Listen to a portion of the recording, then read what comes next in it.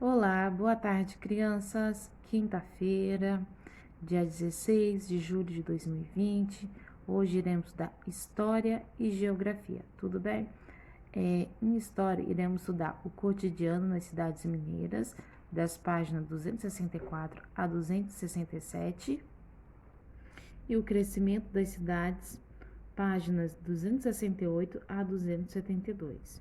Em Geografia, a interdependência entre o espaço rural e o espaço urbano, páginas 304 a 309, e da matéria-prima à mesa do consumidor, 310 a 313. Então vamos lá. Na página 264, iremos falar sobre o cotidiano nas cidades mineiras. Vamos conhecer como era o dia a dia dos moradores de uma cidade no período colonial. Observe a ilustração e as informações a seguir. A maioria da população vivia de maneira precária, em residências simples, feitas de pau a pique. Aquelas casinhas feitas de barro. As pessoas com mais posses viviam em melhores condições, em casarões de pedra ou alvenaria. Aqui embaixo, para garantir seu alimento, algumas famílias possuíam pequenas plantações no quintal de suas casas. A água utilizada pelos moradores era retirada dos rios, poços ou chafarizes. As minas, lugares onde o ouro era extraído, geralmente ficavam próximo aos centros urbanos.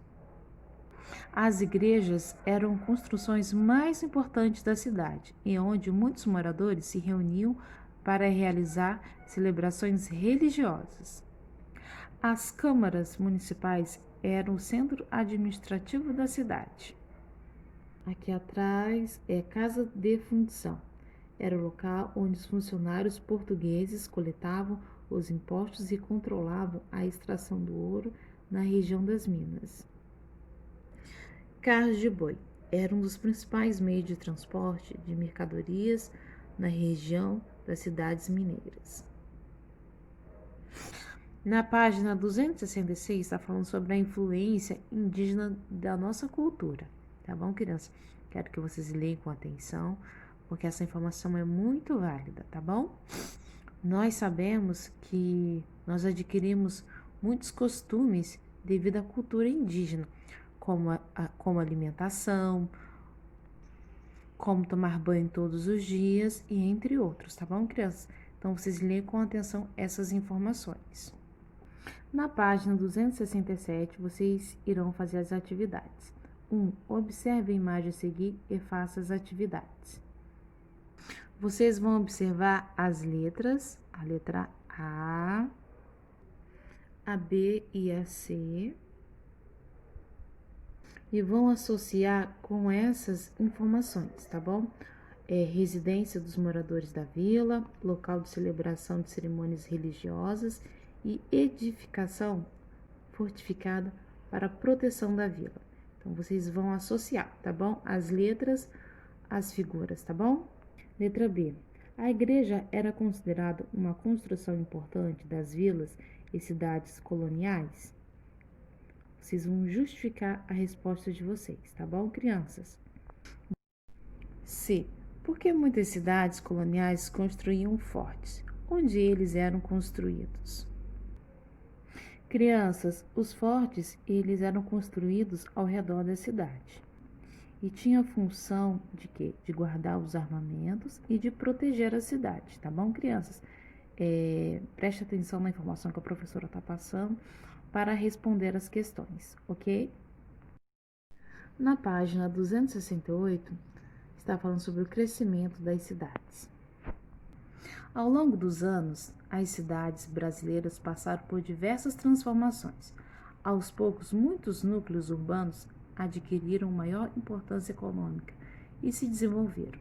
A partir do final do século XIX, com a instalação de indústria no Brasil e o aumento do comércio, algumas cidades passaram a atrair cada vez mais pessoas em busca de empregos e melhores condições de vida. As paisagens urbanas foram profundamente alteradas e, nesse processo, observe a fotografia a seguir. a Avenida Central, na cidade do Rio de Janeiro, em 1905. A mesma avenida hoje chamada Avenida Rio Branco, na cidade do Rio de Janeiro, em 2014. Olha quantas transformações, crianças. A modernização das cidades. A tia Karina vai ler o início, eu gostaria que todos lessem, tá? Prestassem atenção, porque essas informações são muito válidas, tá bom? Na passagem do século XIX para o século XX, instalação de serviços públicos em algumas cidades brasileiras alterou a paisagem e o cotidiano da população. Com a chegada da eletricidade, por exemplo, a iluminação pública, que antes era feita de lampiões a gás, passou a ser feita com lâmpadas elétricas. Além disso, muitos postes com fios da rede elétrica foram instalados nas ruas. E algumas cidades passaram a ter bondes elétricos. O texto a seguir relata algumas dessas transformações. Então, crianças, vocês leiam com atenção essa informação, tá bom? Na página 271, vocês vão observar esse gráfico, tá bom, crianças?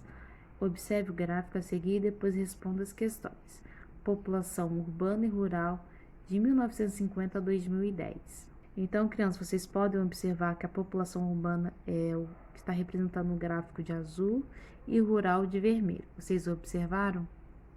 E aqui embaixo, criança, tem de 1950 até 2010. Isso aqui é a data, tudo bem? Letra A. O que está representando no gráfico? É só vocês prestarem bastante atenção, tá bom? Nas informações do gráfico, tá bom? Que vocês vão saber do que está sendo representado o gráfico, tá bom? B. Na década de 1950, onde vivia a maior parte da população brasileira? Era rural ou era urbana, crianças? Observem a data e as cores, tá? Lembrando que população urbana é de azul e população rural é de vermelho. C. A partir de qual década a população urbana passou a ser maior que a população rural do Brasil?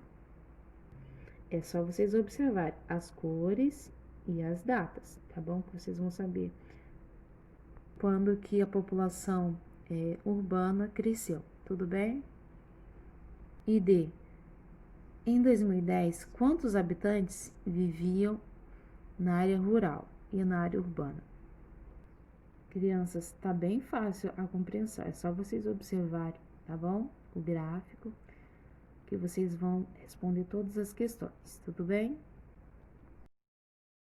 Na página 272, nós vamos ler um relato do escritor Oswaldo de Andrade. Anunciou-se que em São Paulo ia ter bondes elétricos, os tímidos veículos puxados a burros que cortavam a morada da cidade iam desaparecer para sempre. Uma febre de curiosidade tomou as famílias, as casas, os grupos. Como seriam os novos bondes que andavam magicamente, sem impulso exterior? Eu tinha notícia pelo Lázaro, filha da cozinheira da minha tia. Vinha do Rio e era muito perigoso esse negócio de eletricidade. Quem pusesse os pés nos trilhos ficava ali, grudado e seria esmagado facilmente pelo bonde. Precisava pular. Um mistério esse negócio de eletricidade. Ninguém sabia como era, caso é que funcionava. Para isso, as ruas da pequena São Paulo de 1900 enchiam-se de fios e de postes. Oswaldo de Andrade, um homem sem profissão, memória e confissão, São Paulo, Globo, 2002, página 72. A. De que cidade o autor trata? Sublinha o texto. De que cidade que esse texto está falando, crianças? Vocês vão sublinhar, vocês vão riscar embaixo, tá bom? Está bem no início, tá bom? B. Qual é a novidade anunciada? O que aconteceu nessa cidade de novo, crianças? Vocês vão marcar aqui na letra B, tá bom? C. O que iria desaparecer com a mudança anunciada? D. Como os moradores reagiram a essa transformação? Como é que eles ficaram, crianças? Ficaram animados, curiosos, tensos? Como é que eles ficaram? E como a paisagem foi alterada com essa chegada da eletricidade?